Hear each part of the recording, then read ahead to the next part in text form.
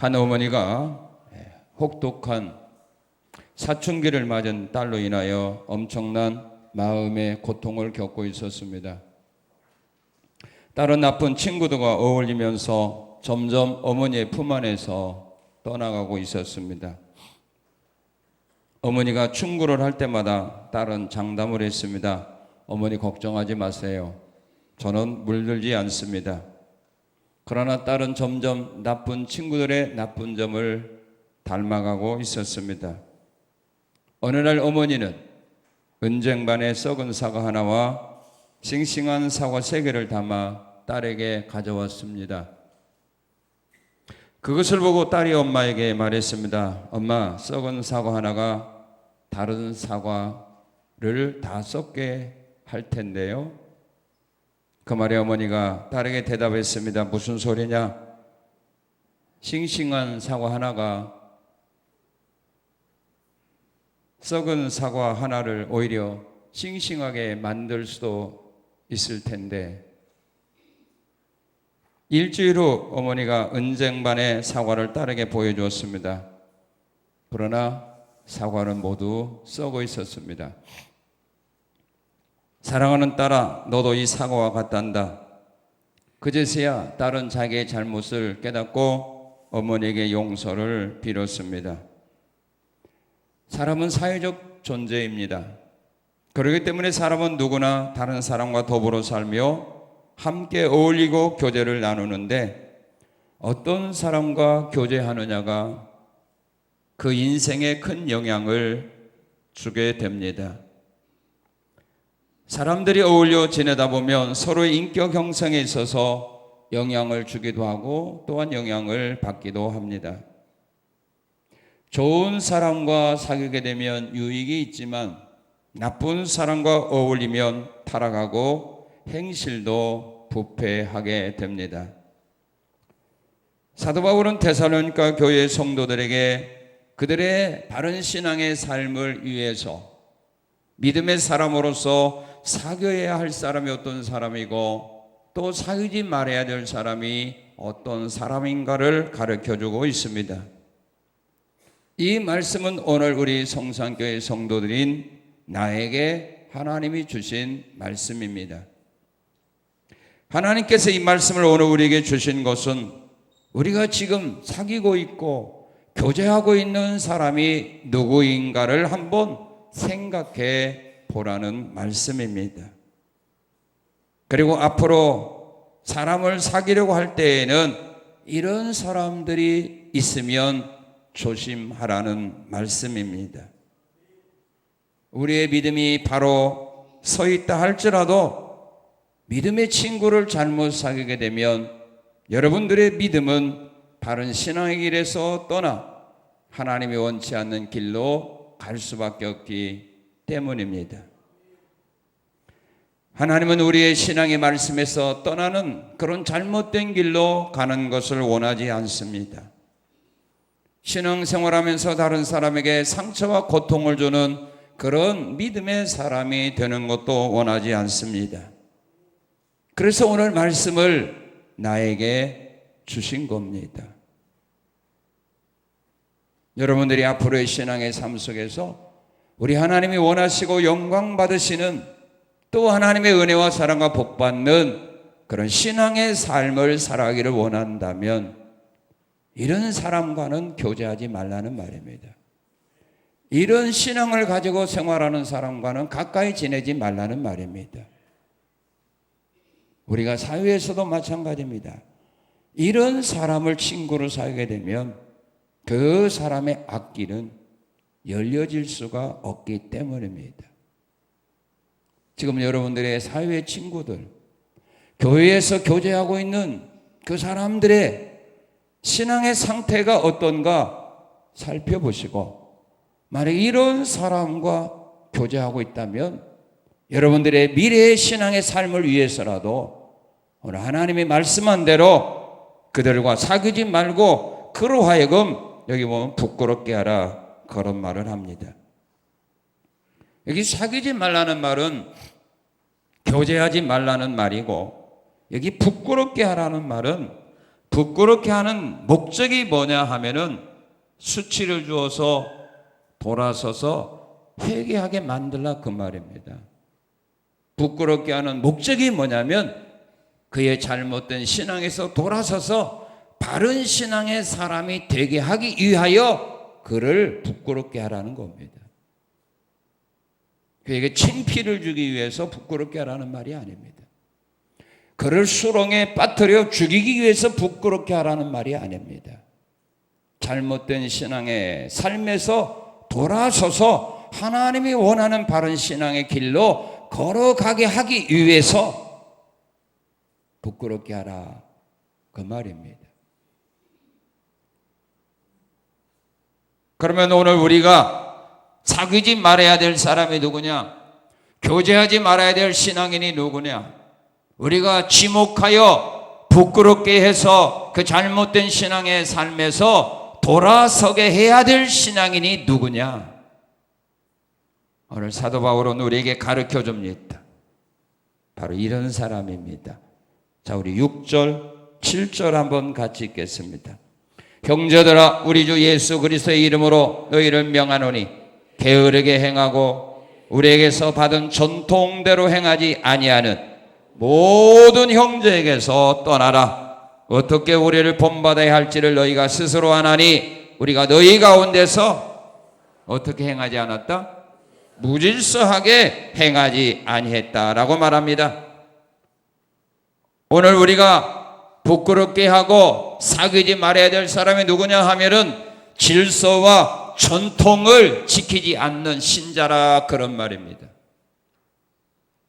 여기 6절에 게으르게 행하고 이 말은 무질서하게 한다 그런 의미입니다. 그래서 바른 성경에서는 무질서하게 행하고 이렇게 번역을 했습니다. 그리고 전통이라는 말은 전수되어 온 것들입니다. 신앙의 전통들, 하나님의 말씀의 전통들, 이것들을 무시하는 사람들, 교회의 전통을, 하나님의 말씀을 무시하는 사람들, 그것을 인정하지 않는 이런 신자들, 교회의 질서를 파괴하는 사람들, 이런 사람은 사귀지 말고 그런 사람은 부끄럽게 하라 이 말입니다. 교회에서 가장 중요한 것이 뭐냐면 질서와 전통입니다.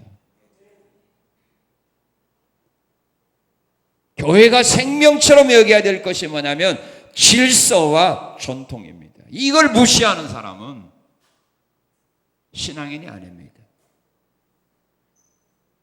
왜 오늘 우리가 교회의 질서와 전통을, 말씀을 왜 우리가 지켜야 되느냐 하면은 하나님이 원하시는 것은 바로 질서를 지키는 거기 때문입니다. 하나님이 우리에게 원하는 것은 질서입니다. 창세기 1장을 보게 되면 하나님이 이 세상을 창조하기 전에 이 세상은 혼돈에 빠졌다고 말했습니다.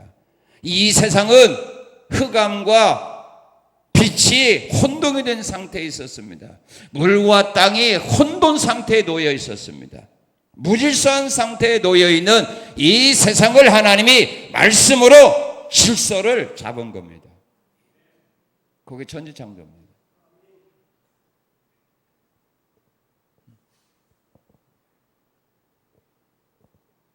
빛과 어둠을 나누셨잖아요. 물과 물이 혼돈되어 있을 때 윗물과 아랫물로 나누고, 물과 땅이 혼돈해 있을 때 물은 한 곳에 모이고 무튼 드러나라 함으로써 육지와 바다를 창조하시고, 빛들이 혼돈 속에 있었을 때 태양을, 달을, 별을 하나님이 창조하시고, 천지창조가 뭡니까? 무질서를 질서로 확립해 놓은 것이 천지창조입니다. 그래서 하나님이 원하는 것은 질서입니다. 이스라엘 민족이 40년 동안 광야 생활할 때 하나님이 그들에게 요구한 것이 뭐냐면 질서입니다. 그들이 원하는 곳에 장막을 치지 않았어요. 동서남북에, 성막을 중심으로 동서남북에 세 지파씩 정해서 그대로 장막을 쳐서 살게 하고, 출발할 때도 지파들의 순서를 정해놓았습니다. 그대로 행진을 하게 합니다. 만약에 자기들이 마음대로 행진하고 자기들이 마음대로 장막을 짓다면 서로 좋은 장소 차지하려고 자기들끼리 싸우지 않았겠습니까? 그래서 정해놓은 겁니다. 행진할 때도 서로 먼저 가려고 하지 않겠습니까? 먼저 가야 좋은 장소 잡아서 좋은 장소에 텐트를 칠 수 있으니까. 그래서 그런 것들을 하나님께서는 막아주기 위해서 순서를 정해준 겁니다. 그러니까 그들이 그것 때문에 싸우지 않은 겁니다. 서로 먼저 가려고, 서로 좋은 장소 선택하려고 싸우지 않았습니다. 왜? 하나님이 정해줬기 때문에.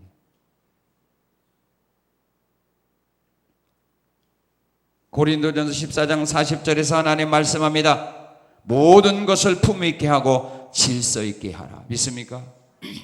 믿습니까? 질서. 교회는 질서를 지켜야 해요. 하나님이 그걸 원하고 있어요. 왜 질서를 지키지 않는 사람들, 왜 신앙의 전통을 무시하는 사람들을 왜 우리가 사귀지 말아야 되느냐? 이유는 질서와 전통을 무너뜨리는 것은 질서를 무시하고 전통을 무시하는 자는 누구예요? 그게 바로 사탄이기 때문입니다. 그게 바로 사탄의 역사입니다. 사탄은 질서와 전통을 무시합니다. 그래서 사람들로 하여금 거기에 따르지 못하게 하는 겁니다. 이게 바로 사탄의 역사입니다.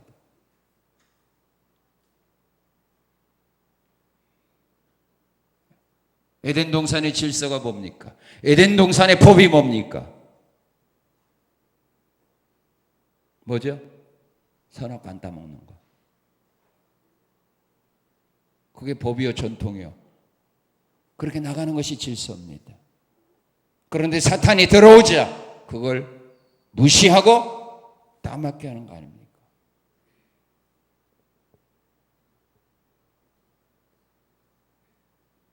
예수님이 십자가에 죽는 것이 하나님의 말씀 아닙니까?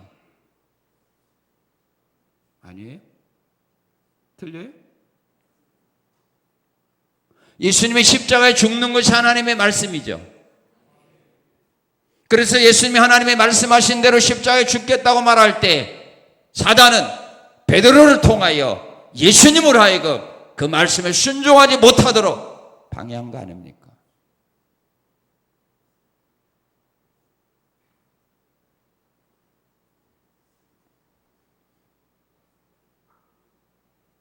데살로니가서 2장 4절은 말합니다.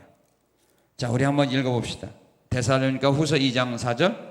자, 시작. 그는 대적하는 자라 신이라고 불리는 모든 것과 숭배함을 받는 것에 대항하여 그 위에 자기를 높이고 하나님의 성전에 앉아 자기를 하나님이라고 내세우느니라. 이 앞에 보면은 악한 자들이 나타나서 하나님의 성전에서 내가 하나님이다 하고 자기를 높이는 자.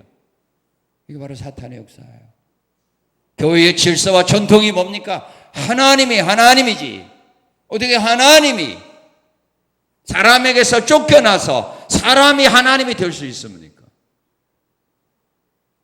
우리가 하나님을 하나님으로 섬겨야 되지, 사람을 하나님으로 섬기는 것도 잘못되고 마귀를 하나님으로 섬기는 것도 질서와 전통에서 말씀에서 어긋나는 거 아닙니까?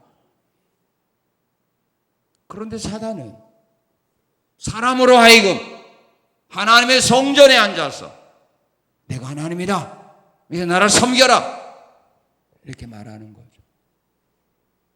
오늘 이단들이 나타나서 그러죠. 내가 하나님이라고, 내가 재림 예수라고. 이게 성령의 역사입니까? 사단의 역사죠. 그리고 질서와 전통을 무시하게 되면요, 하나님의 심판을 받기 때문입니다. 우리가 하나님의 교회에서 하나님의 일할 때도 마찬가지입니다. 성경의 말씀에 의지해서 일을 해야 되지, 성경의 말씀에서 떠난 일을 하게 되면 사람들로 하여금 아무리 잘했다고 칭찬받아도 주님으로부터는 심판받게 되어 있습니다.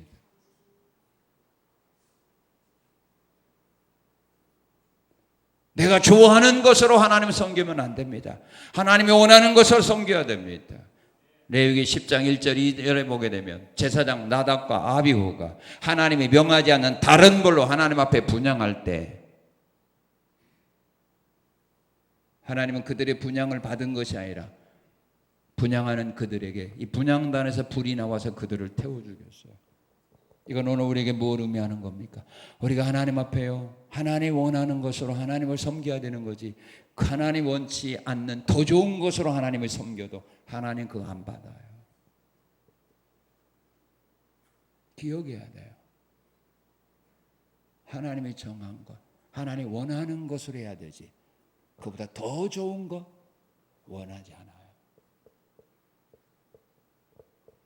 역대하 26장에 보면 우시야 왕이 하나님의 성전에 들어가서 분향하려고 할 때 제사장들이 와서 만류합니다. 그런데 그들에게 화를 낼 때 하나님 그에게 진노하사 이마에 문둥병 들게 합니다. 왜?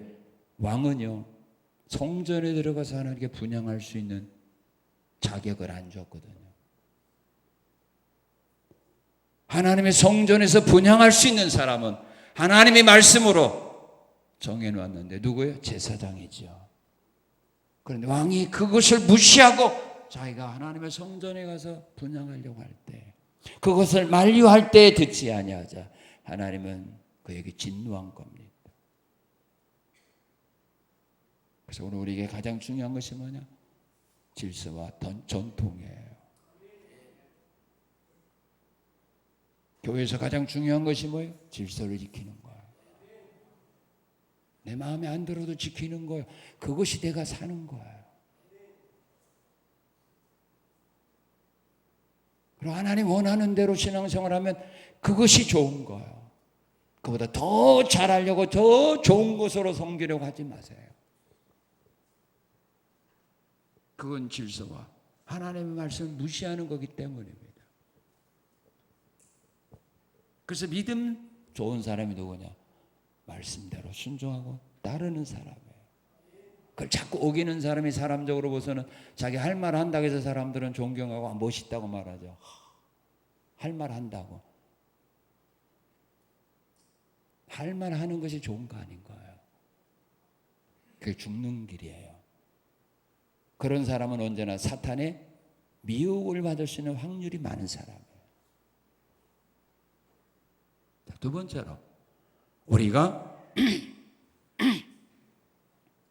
사귀지 말고 부끄러게 될 사람이 누구냐? 자, 우리 10절 한번 읽겠습니다. 10절 시작.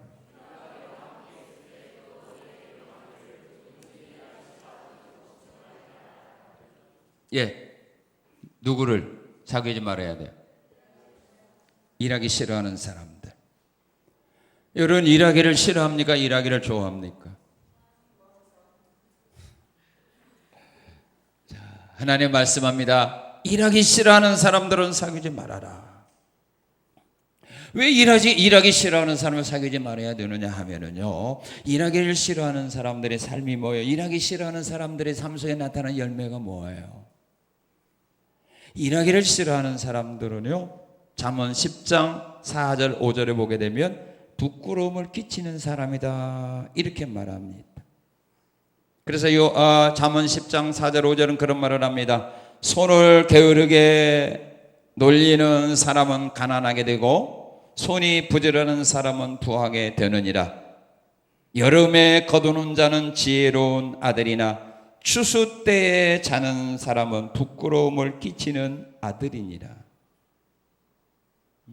추수 때에 잠자는 사람은 부모에게 부끄러움을 끼치는 자녀다, 그 말입니다.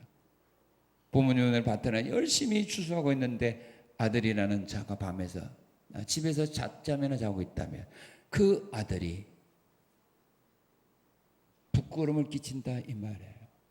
본인도 마찬가지고 부모도 마찬가지죠. 왜? 자식 교육 잘못 시켰다고. 늙은 노인들이 밖에 가서 일하는데 젊은 자식놈이 방에서 잠이나 자빠져 자고 있다고.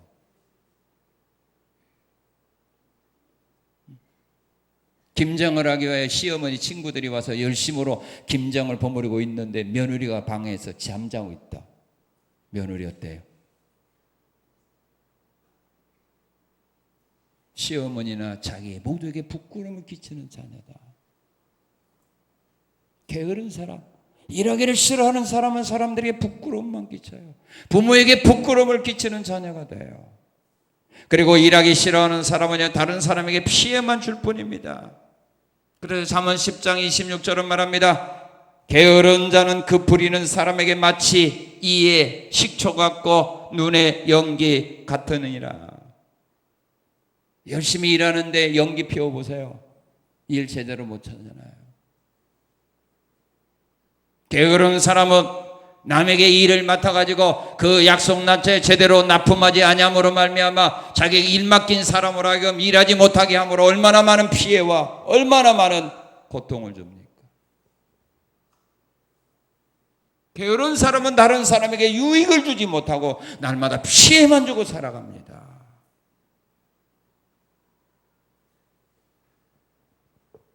그리고 게으른 사람이 되게 되면 다른 사람에게 불임을 당하게 됩니다. 잠언 12장 24절은 말합니다. 부지런한 사람은 다스리는 자가 되어도 게으른 사람은 불임을 받느니라. 게으른 사람은 남을 부릴 수가 없어요. 게으른 사람은 남을 지도할 수 있는 사람이 될 수 없다 이 말입니다. 평생을 지도만 받으며 살아갈 뿐입니다. 똑같이 공부해도요, 똑같이 운동을 해도, 똑같이 사업을 해도, 똑같이 직장 생활을 해도 부지런하게 열심으로 하는 사람들은 나중에 가서 남을 지도할 수 있는 사람이 되지만 게으름 피운 사람은 지도할 수 있는 기회가 안 와요. 열심히 운동한 사람 나중에 코치도 되고 감독이 되어줄 수 있는 기회가 오지만 열심히 일하는 사람들은 과장이 되고 계장이 되고 이사가 되고 임원이 되고 사장이 될 수 있는 기회가 주어지지만 게으름 피운 사람이 그런 기회가 없다 이거예요. 평생을 불임만 당하고 산다 이 말입니다. 그리고 게으른 사람은 결국은 뭐가 돼요? 망하게 돼요. 잠언 18장 9절은 말합니다. 자기 일을 게을리하는 사람은 패가하는 자의 형제예요. 잠언 6장 9절 11절은 말합니다. 좀 더 자자, 좀 더 졸자, 손을 모으고 좀 더 누워있자 하면 빈궁이 강도같이 곰핍이 군사같이 이르니라. 좀 더 자자, 좀 더 눕자, 좀 더 졸자라고 하면 빈궁이 가난이 군사같이 강도같이 그의 삶에 찾아온다 그 말입니다. 일할 때 일하지 않고 공부할 때 그냥 공부하지 않고 연구할 때 연구하지 않으면 결국 망하는 것밖에 더 있습니까? 결국 망하는 겁니다. 그리고 게으른 사람의 특징이 있어요. 일하기 싫어하는 사람의 특징이 있어요. 무슨 특징입니까? 변명을 합니다. 변명합니다. 잠언 22장 13절 26장 13절에 보게 되면 게으른 사람들은요 일하지 않는 이유를 댑니다. 뭐라고 되느냐 하면 게으른 자는 말하기를 사자가 밖에 있은즉 내가 나가면 거리에서 찢기겠다. 사자가 밖에 있으니까 내 나가면 찢겨 죽는데 내가 왜 나가냐 이거죠. 그래서 일하기 싫은 사람들은요 어떤 일을 맡기면 꼭 이유를 댑니다. 조건을 제시합니다. 그 이유는 뭐냐면 일하기 싫다는 말입니다. 그런데 그 일을 하고 싶은 사람은 조건 대지 않습니다. 이것저것 요구사항이 많지 않습니다. 왜? 그거 됐다가 다른 사람에게 빼앗길 것 두려워서요? 합니다. 한 달란트 받았던 사람이 한 달란트 가지고 주인에게 와서 변명하지 않습니까? 내가 왜 장사하지 않냐고, 내가 왜 이 한 달란트 가지고 온 줄 압니까? 주인은 악한 사람 아닙니까? 심지 않은 데서 거두고 해치지 않은 데서 모으는 악한 사람 아닙니까? 그래서 내가 장사 안 했다는 말입니다.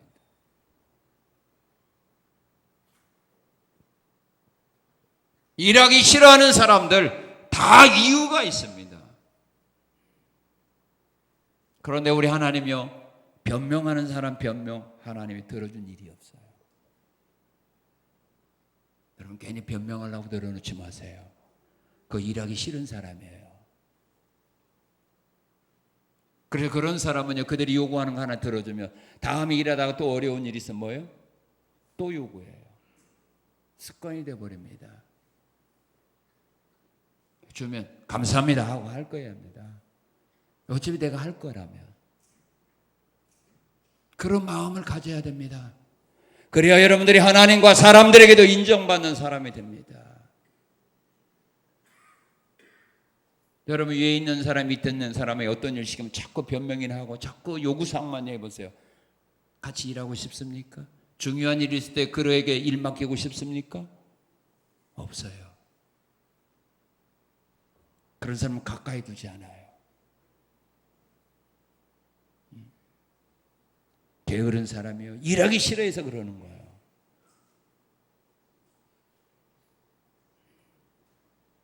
그리고 일하기 싫어하는 사람은요, 자기가 원하는 거 얻지 못합니다. 게으른 사람은 자기가 원하는 거 얻지 못합니다. 자기가 원하는 꿈 이룰 수가 없는 겁니다. 그래서 잠언 13장 4절은 말합니다. 게으른 자는 마음에 원하여도 얻지 못하나 부지런한 사람의 마음은 풍족함을 얻느니라. 믿습니까? 게으른 사람은 원하는 것이 있어도 얻지 못하지만 부지런한 사람은 마음에 풍족함을 얻게 되는 겁니다. 우리가 성교원 할 때 보면요, 아이들 생일잔치 할 때 축복기도 해주거든요. 아이들 불렀어. 너 앞으로 뭐 어떻게 원하냐 하면 어떤 아이들은 뭐 대통령이 되기 원한다, 장군 되기 원한다, 경찰, 간호사, 뭐 선생님 뭐 이렇게 되기 원하거든요. 그 원한다고 됩니까? 그걸 원하는 거 이루려면 뭐 해야 돼요?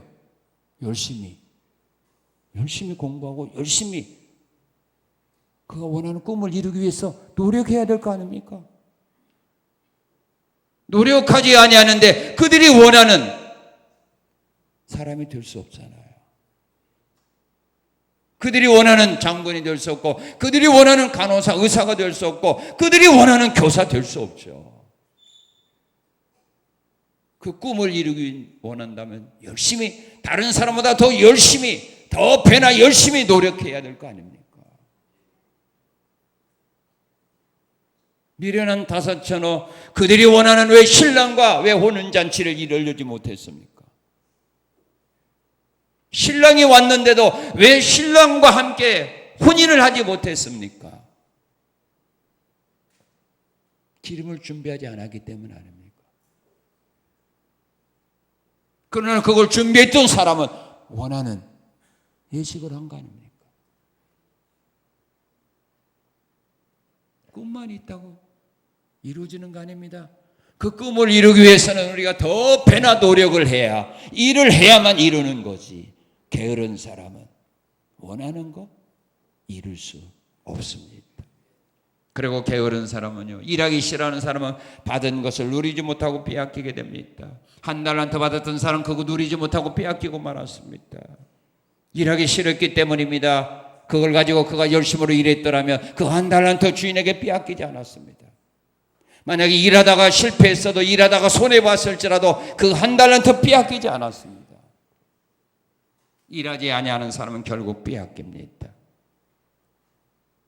아무리 좋은 직책을 우리가 주어도 그걸 받은 후에 우리가 일하지 아니하고 게으름 피운다면 결국 빼앗기는 거 아닙니까?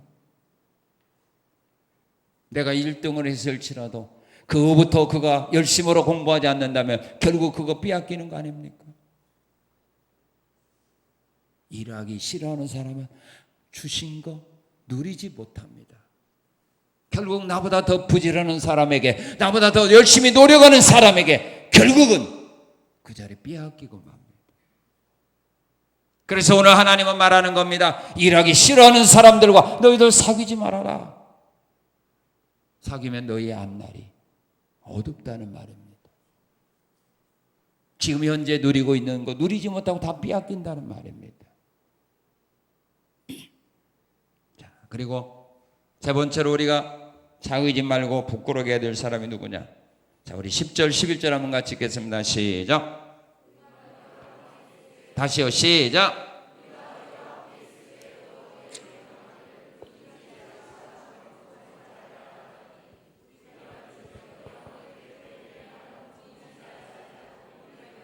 예, 누구가 사귀지 말고 부끄럽게 해야 됩니까? 누굽니까? 예? 일은 하지 않고 일만 만드는 사람. 뭐 일도 좋은 일 만들면 좋겠죠. 근데 일만 만드는 사람 무슨 일 만들어요? 나쁜 일만 만드는 사람, 사고 치고 다니는 사람이에요. 그런 사람과 사귀지 말라 그 말입니다. 교회에서 일만 만드는 사람 사귀지 말라는 말입니다. 회사에서 일만 만드는 사람 사귀지 말라는 말입니다. 학교에서 일만 만드는 학생들 사귀지 말라는 말입니다. 그러면 이 사람들이 일을 만드는데 어떤 일을 만드느냐 하면은요, 가만히 있는 사람들을 선동을 해서 원망과 불평하게 한다 이 말이에요. 사람들을 선동을 해가지고 원망과 불평하게 하는 겁니다. 민수기 11장 4절 5절에 보게 되면 섞여 사는 무리들이 이스라엘 백성들을 선동해서 이스라엘 백성들로 하여금 원망과 불평하게 했죠. 우리 만나면 싫다. 우리가 고기도 먹고 싶다. 근데 왜 고기 안 주는 애야? 만나로 배불리고 만나로 행복하게 살아가는 이스라엘 민족들을 이 섞여 사는 무리들이, 잡족들이 선동을 해가지고 우리 만나만 먹고 어떻게 사냐? 고기도 먹어야 될 거 아니냐? 근데 고기 안 주지 않느냐? 우리 고기 달라고 하자. 그 선동하는 사람들 있잖아요. 자기 신앙생활에 만족하게 사는데, 자기 직장생활에 만족하게 사는데 와가지고 선동하는 사람이 있죠. 은혜가 안 되지? 뭔가 사랑이 좀 부족한 것 같지?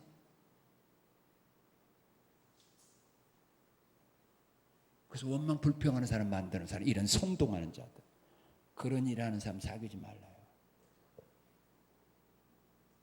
자꾸 불평하게 하는 사람, 내 삶에 만족한 데 와서 만족해? 은혜가 넘쳐? 행복해? 이런 사람 사귀지 말아요. 그런 일 만드는 사람 사귀지 말고, 그 다음에 무슨 일을 만드느냐 하면 사람을 선동을 해서 지도자를 대적하게 합니다.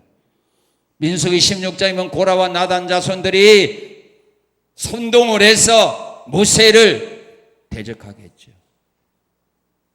모세를 거부하게 합니다. 모세를 죽이려고 합니다. 이런 일에 선동하는 사람들이 있죠. 그런 사람들을 멀리하라, 사귀지 말라, 그 말입니다. 요즘 보면은 어떤 회사나 어떤 마을에 어떤 문제가 생기게 되면 거기서 텐치 치고 열심으로 선동하는 사람도 있잖아요. 있죠?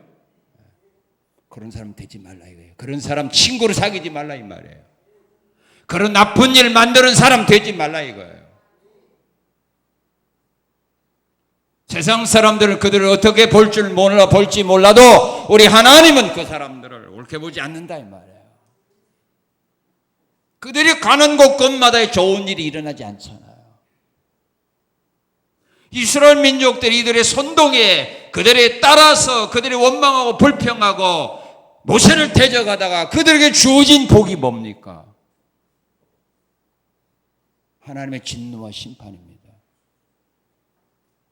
그의 선동쳤던 고라다 손들, 땅이 입을 벌려 그들을 삼켰고, 그 일에 동참했던 사람들 250명이 여호와의 성전에 가서 분향할 때 하나님이 분향단에서 불이 나와 250명 불태워 죽였어요.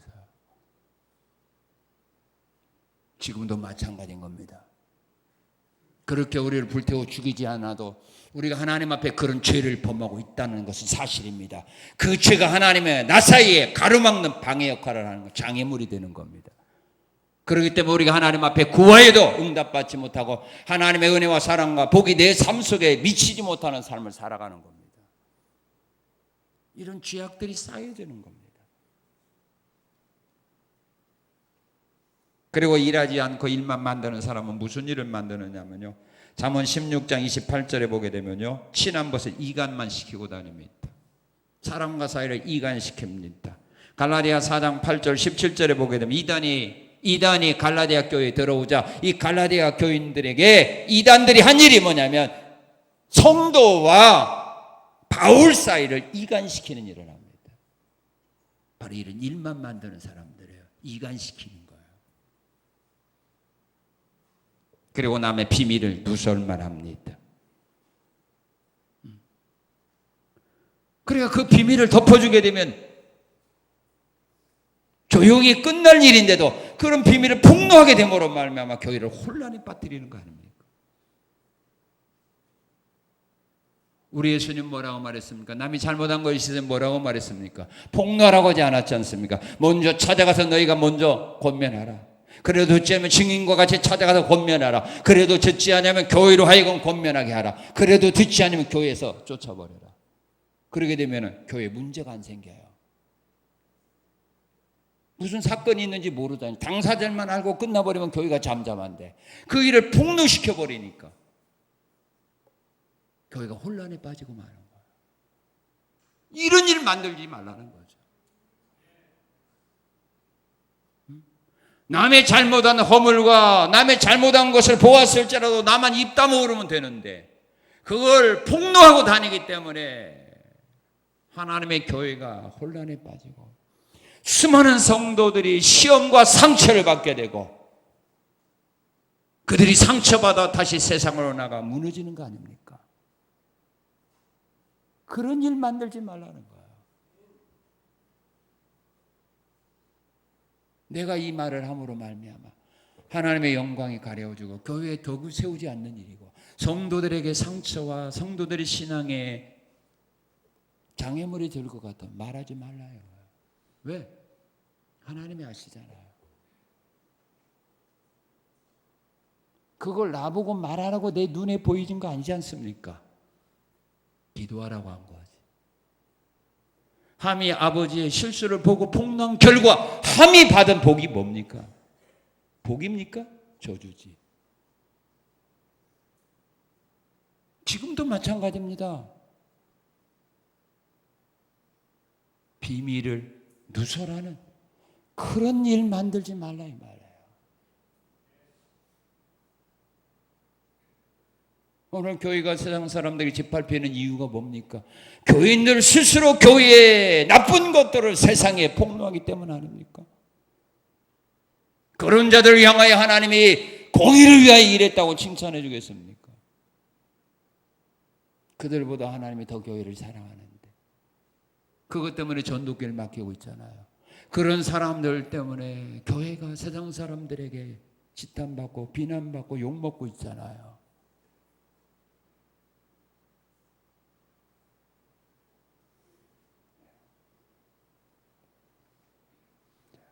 이런 사람을 사귀지 말아라. 이런 일 만드는 자 되지 말아라. 그리고 우리가 사귀지 말아야 될 사람이 누구냐면 자 14절 읽겠습니다. 14절 시작.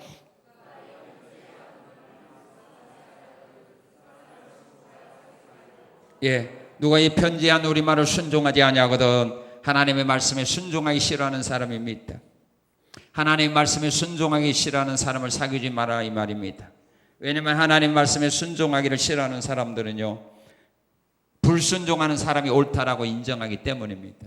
로마서 1장 28절 이하에 보면은 하나님 말씀에 순종하기 싫어하는 사람은요 하나님 말씀에 순종하기 싫어하는 사람이 옳다라고 말합니다. 자기가 제대로 주일 성수하지 않고 11조 생활하지 않냐고 충성하지 않냐면 그런 사람이 그 문제 가지고 고민할 때 뭐라고 말해요? 괜찮다고 말해요. 나도 그래. 괜찮아. 나중에 시간 나면 여유 있으면 그때 잘하면 돼. 하나님도 당신의 사정과 형편 알고 이해해 줄 거야. 자기 자신이 말씀대로 살지 아니하는 사람은 말씀대로 순종하지 아니하는 사람의 신앙이 옳다라고 인정해 준다 이 말이에요.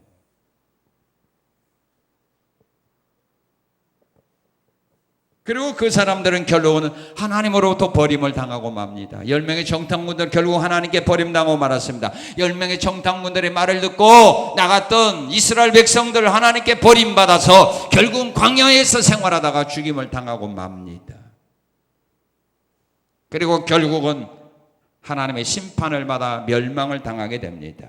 사도행전 3장 23절은 말합니다. 누구든지 선지자의 말을 듣지 아니하는 자는 백성 중에서 멸망을 받으리라. 아합 왕이 선지자의 말을 듣지 아니하고 전쟁터에 나갔다가 결국 그는 죽임을 당하고 맙니다. 말씀에 불순종하는 자 결국 뭐냐? 하나님으로부터 멸망당하고 맙니다. 그래서 그런 사람들과 사귀지 말아라. 주의 말씀이면 아멘 순종하고 따라서 해야 돼. 말씀 이대로 해야 돼. 그런 사람과 사귀어야 내 신앙이 성장하지. 하나님의 말씀인데도 자꾸 부정하는 사람 지금 무슨 시대인데 그대로 살아. 말씀대로 살아면 밥도 못 먹어.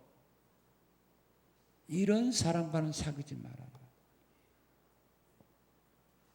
그 길을 따라가다는 결국은 하나님으로부터 버림당하고 하나님으로부터 심판받아 멸망의 자리에 빠질 수밖에 없다 이 말이에요.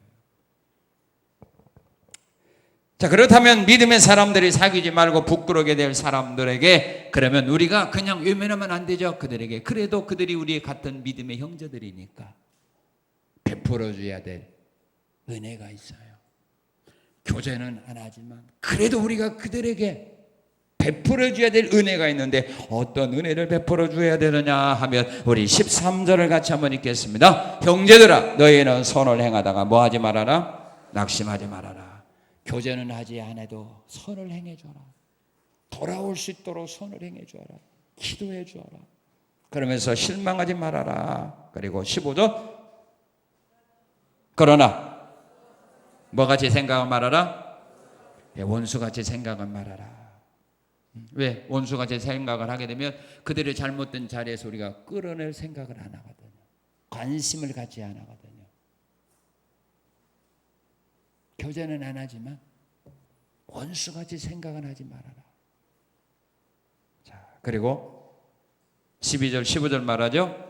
어떻게? 형제같이 생각하고 뭐 해줘라? 권면해 주어라. 잘못하면 경고해 주고요. 충고해 주어라. 그래야 자기의 잘못을 깨닫고 돌아서지 않겠느냐. 무관심하다고 하면 그들이 어떻게 자기의 잘못을 깨닫고 돌아오겠느냐. 그들과 교제는 하지 아니할지라도 그들이 그 잘못된 신앙을 버리고 바른 신앙의 길로 돌아설 수 있도록 사랑과 관심을 가지고 선을 행하면서 기도해 주면서 공부해 주면서 그들도 그 잘못된 신앙에서 돌아설 수 있도록 이끌어 주어라. 왜? 그들이 누구예요? 내 형제 아니냐? 내 형제 아니냐? 내 형제니까. 그들도 같이 하나님의 구원받은 사람으로서 하나님의 은혜와 사랑과 복받는 그런 신앙의 길을 걸어가야 될 거 아니냐. 저렇게 살아가다가 멸망당하는 자 되지 않도록 선도 행해주고 형제같이 생각하면서 사랑과 관심을 가져주고 또한 충고를 해주면서라도 잘못된 신앙의 자리에서 이끌어 주어라.